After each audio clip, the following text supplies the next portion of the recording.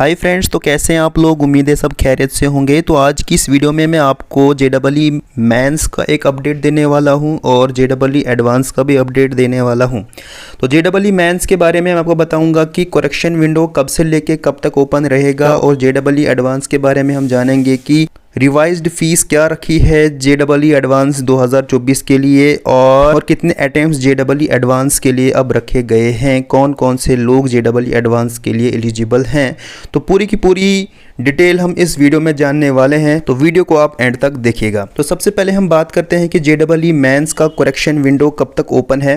तो JEE mains का जो करेक्शन विंडो है वो 1 दिसंबर से लेके 8 दिसंबर तक ओपन रहेगा।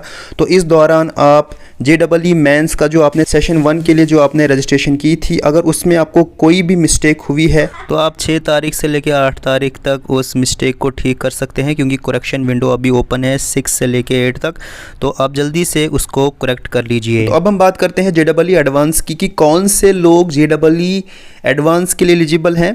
अब मान लीजिए आपने JEE मेंस का फॉर्म भर लिया, अब आपका JEE मेंस का एग्ज़ाम होगा। तो JEE मेंस में अगर आपका रैंक 1 से लेके 2,50,000 तक आता है, तो आप जो है JEE एडवांस 2024 के लिए फॉर्म भर सकते हैं। और दूसरी क्या कंडीशन है, दूसरी ये कंडीशन है कि आपकी जो डेट ऑफ बर्थ है वो 1 अक्टूबर 1999 के बाद आप पैदा हुए होने चाहिए, तब जाके आप JEE एडवांस के लिए एलिजिबल हैं। अगली जो कंडीशन है जो JEE एडवांस के लिए रखी गई है वो ये रखी गई है कि आप लगातार 2 ही अटैम्प्ट JEE एडवांस के दे सकते हैं। और वो कौन कौन से अटैम्प्ट होते हैं, जैसे मान लीजिए अगर आपने अपनी क्लास 12 2023 में कंप्लीट की है, पास की है, तो आप 2023 में JEE एडवांस के लिए एलिजिबल थे और आप अगला अटैम्प्ट जो है 2024 में दे सकते हैं। अब जो कैंडिडेट 2024 में अपनी 12th पास करेगा तो वो 2024 के लिए भी JEE एडवांस का फॉर्म भर सकता है, और 2025 में भी वो JEE एडवांस का फॉर्म भर सकता है। अब हम बात करते हैं कि फ़ीस कितनी रखी गई है। तो अगर हम इंडियंस कैंडिडेट की बात करें जो इंडिया में रहते हैं, तो अगर फीमेल कैंडिडेट की बात करें तो पहले फीमेल की जो फ़ीस होती थी वो थी 1450, लेकिन अब 1600 कर दी गई है।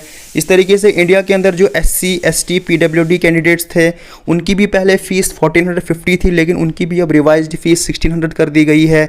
इस तरीके से जो इंडियंस जो दूसरे कैंडिडेट थे जैसे जनरल में आ गए, उनको पहले 2900 फ़ीस पे करनी होती थी, अब उनको 3200 फ़ीस पे करनी है। इस वीडियो को आप अपने दोस्तों के साथ शेयर कीजिए, और JEE मेंस, एडवांस और नीट के अपडेट्स के लिए आप हमारा टेलीग्राम चैनल ज्वाइन कीजिए। वहाँ पे आपको हर अपडेट नीट का, JEE मेंस का और एडवांस का मिलता रहेगा।